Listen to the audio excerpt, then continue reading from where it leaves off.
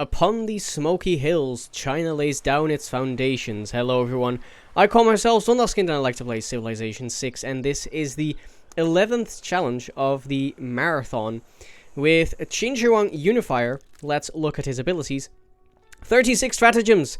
Melee unit receive the Convert Barbarians action. This action converts barbarian units into your units, but it removes the melee unit. Can be quite nice, especially if you find your melee unit surrounded by barbarians. Usually, as long as you don't just exchange a melee unit for one equal or weaker barbarian unit, it's worth to use that action.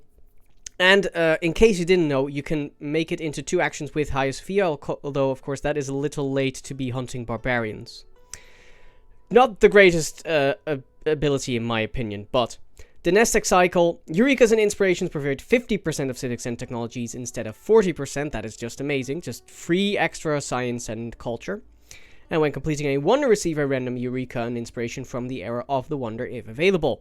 Again, free science and culture as long as you just do something you want to do anyway, which is build a couple wonders. The Crouching Tiger is the worst unique unit in the game. Come at me, bro. It doesn't replace anything, although it does unlock at the same time as crossbows. It only has a range of 1. It does have a high combat strength. That is its only saving grace. The Great Wall, on the other hand, is a very nice, unique improvement. It unlocks at Masonry. It immediately gives you 2 gold and a defense bonus if a unit is on it. And it will also get another 2 gold for every adjacent Great Wall. You can only build them in a line. You can't build them in triangle on the borders of your empire. And once you get to castles, they also give culture, which I believe is also 2 culture for every adjacent one. So that means that if you have it between 2 other Great Walls, you have 4 culture, 6 gold. Which is really nice, and of course in a tourism game it's excellent. I will personally be going for a religion victory with this one, just because I feel like it. Just because I feel like that this Civ Unifier might be better, relatively speaking, at the early game, although I think that Mandate of Heaven is still also better at that. But relatively speaking, the strength of this Civ lies in the early game, and religion is the shortest game I can make. Also, I will be going for certain achievements. So, the achievements for you are: revisit Jito Mountain, fully evangelize a religion and or build a national park, find the Joe Cauldrons, finish the game with at least 1 relic and or artifact, erect stele at Mount Chifu, finish with at least 4 cities adjacent to mountains, visit where Beijing shall be, build the Forbidden City and or Terracotta Army, and sail around Shandong, build your first Great Wall before turn 60. And just to clarify, because I have 3 achievements with and or, what I mean by that is you can do either one, the other, or both. One of the 2 already qualifies for the achievement. So, good luck with that if you don't want to be spoiled. If you do want to see how I did the achievements, then stick around because you will see it now. It's turn 155 and I have closed out this game with a religion victory. We got very lucky. I'm not sure what turn this is, 330 or 3360 BC, but I guess it's a couple turns in.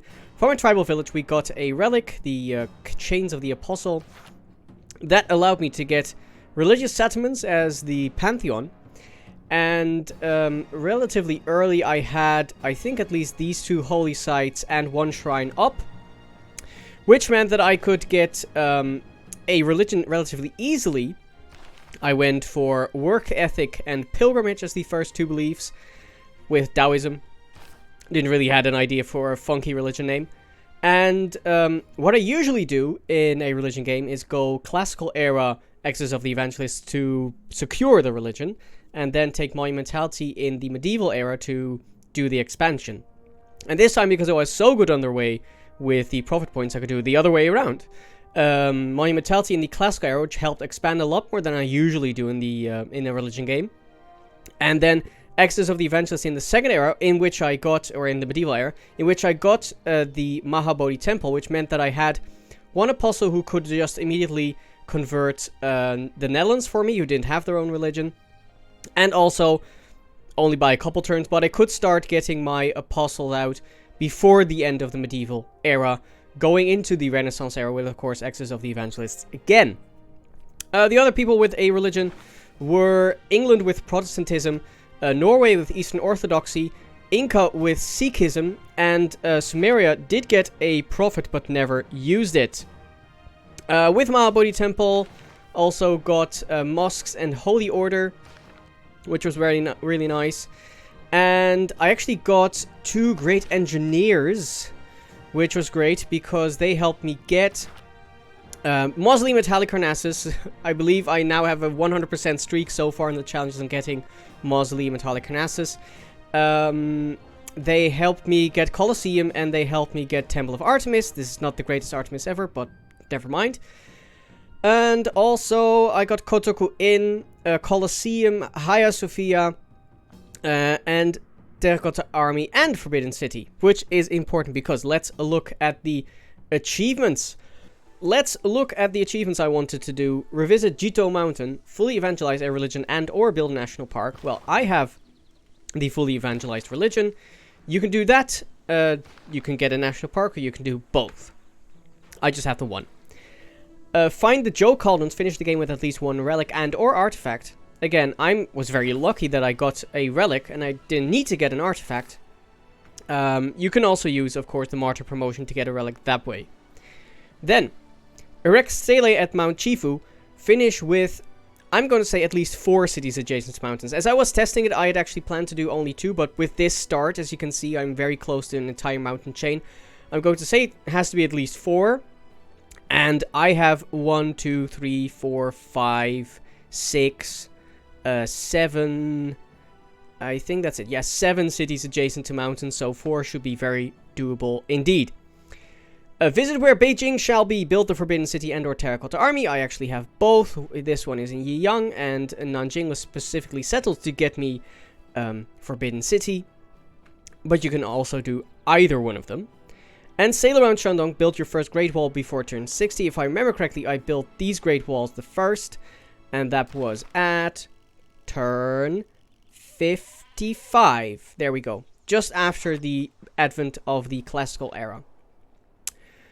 So YouTube, if you like that I got this religion victory and got all the achievements, and do please leave a like. If you think that these achievements are dumb, then you can leave your comment, and in any case you can subscribe and ding the bell so you know when the next playlist goes live. That will be with the other Qin Shi Huang Mandate of Heaven.